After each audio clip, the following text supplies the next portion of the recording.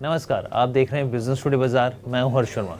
Indian digital payment firm Paytm ने March तिमाही के अपने नतीजों का ऐलान कर दिया है। ये रिजल्ट्स कैसे हैं, स्टॉक पर किस तरीके का असर देखने को मिल रहा है, आने वाले क्वार्टर्स को लेकर क्या गाइडेंस दी गई है और अब ऐसे में निवेशकों को क्या करना चाहिए, तमाम सवालों के जवाब के लिए एक बार फिर हम लोग हाजिर हैं। बस आपको इतना ही करना है, हमारे चैनल बिजनेस टुडे बाजार को लाइक शेयर सब्सक्राइब करना नहीं भूलना है। तो सबसे पहले बात करते हैं प्रॉफिट या फिर लॉस की। रिजल्ट्स रहे कैसे हैं, तो देखिए कंपनी की ओर से बताया गया है कि वित्त वर्ष 2023-24 की चौथी तिमाही में नेट घाटा जो है वो बड़ा है और करीब करीब 549 करोड़ रुपए पर पहुंच गया है। पेटीएम के मुताबिक पिछले साल के समान अवधि में जो नेट लॉस था वो 219 करोड़ था, यानी इसका मतलब ये हुआ कि घाटा 219 करोड़ से बढ़कर 549 करोड़ रुपए पर पहुंच गया है। साल दर साल के हिसाब से देखें तो 3 गुना की बढ़ोतरी यहाँ पर देखने को मिल रही है। अब रेवेन्यू को देखें, साल दर साल के हिसाब से तो 2.9% गिरकर यहाँ पर 2334 करोड़ रुपए से यहाँ पर ये 2268 करोड़ के आसपास पहुंचा है। यानी कि आप समझिए कि 2334 करोड़ से घटकर ये 2267 करोड़ के आसपास पहुंचता हुआ दिखा है। पिछली तिमाही की तुलना में अगर आप क्वार्टर बेसिस पे कंपेयर करें तो 20% यहाँ पर कम है। यहाँ पर रेवेन्यू को देखें तो इसका मतलब कंपनी की आमदनी यहाँ पे घटी है। क्वार्टर आधार पर मैंने आपको बताया 20% की गिरावट देखने को मिल रही है। मार्केटिंग एक्सपेंसेस की बात करें यहाँ पे तो करीब 16% गिरकर ये 2690 करोड़ के आसपास पहुंच गया है। यहाँ पे क्वार्टर ऑन क्वार्टर बेसिस पे मैं यहाँ पे बात कर रहा हूँ।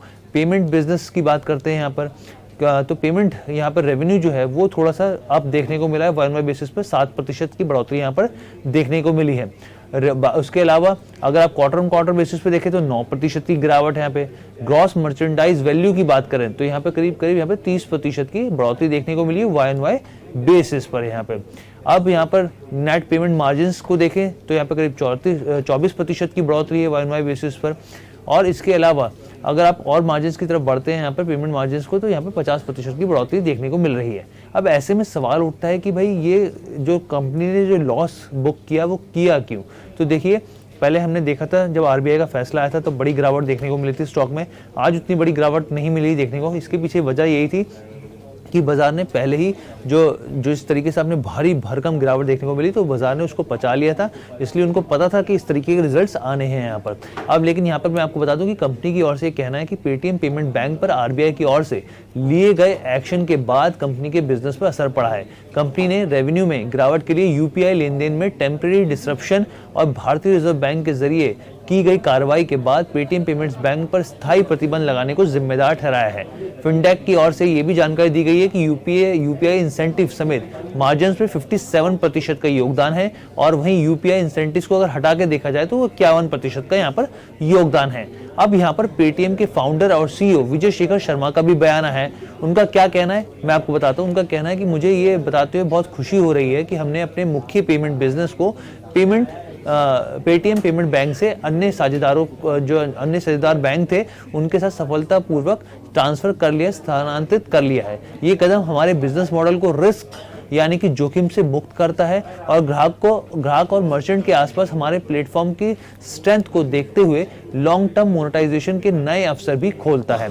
पेटीएम के फाउंडर और सीईओ विजय शेखर शर्मा ने आगे कहा कि रेगुलेटर, एनपीसीआई, बैंक पार्टनर्स और हमारे प्रतिबद्ध टीम साथियों के व्यापक समर्थन से ये इतने कम समय में संभव हो पाया है।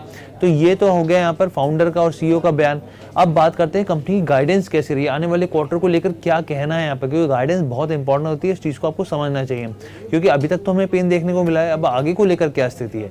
तो यहाँ पर देखिए साफ तौर पर कहा गया कि ईसॉप से पहले जून तिमाही के लिए एबिटा 500 करोड़ के नुकसान से 600 करोड़ के नुकसान के बीच होने की संभावना है और उसके बाद रिकवरी की भी उम्मीद जताई जा रही है। हालांकि कंपनी का मानना है कि रुके हुए प्रोडक्ट्स को फिर से शुरू करने और अपने ऑपरेटिंग मैट्रिक्स में स्थिर ग्रोथ हासिल करने के आधार पर उसे सितंबर तिमाही से मीनिंगफुल इंप्रूवमेंट का भरोसा यहाँ पर जताया गया है।